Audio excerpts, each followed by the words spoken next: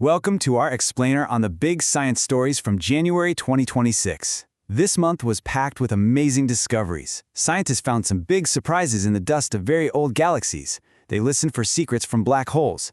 And they even solved a medical puzzle that was 55 years old. So we're going to go on a little journey from the far edges of the universe right back here to Earth. Let's get started. Okay, let's dive right in. We're starting millions of light years away from home. What you're looking at here is an incredible picture from the James Webb Space Telescope. You can think of this telescope as a time machine.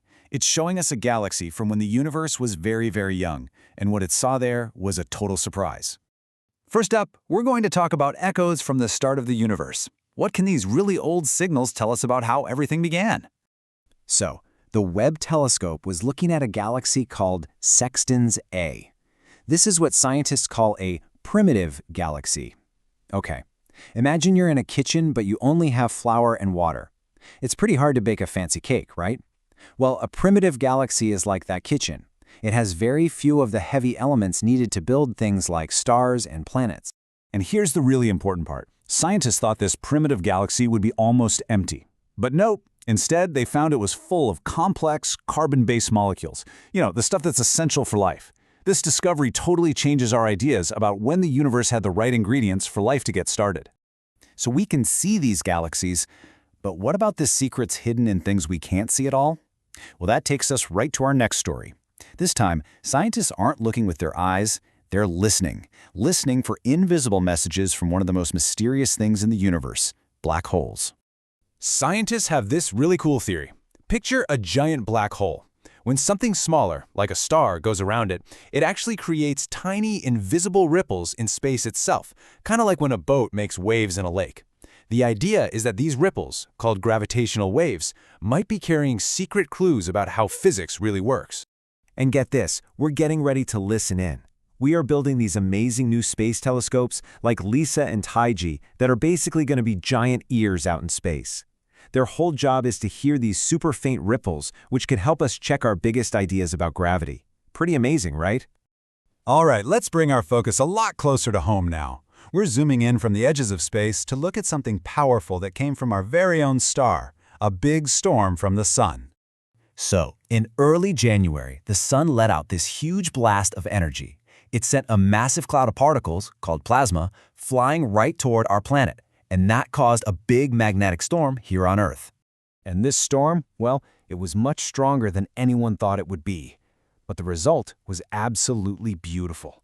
It created these amazing auroras, the northern lights, that lit up the night sky in places that hardly ever get to see them. So just how far south did these lights appear? They were seen all the way down at 50 degrees latitude. That means people in places like Germany and Poland got to see a light show they will probably never forget. It was a huge surprise for scientists and a great reminder that our sun is pretty powerful and unpredictable. Okay, so from a big event happening high up in the sky, we now go down to a quiet discovery made in the ground. And this discovery connects us to a very human story from a long, long time ago. Just take a look at this. Isn't that beautiful? It's a gold ring that archaeologists found in Bulgaria, in the ruins of an old Roman city. The Romans called this a ring of fidelity, which was a really powerful symbol of love and being faithful to someone.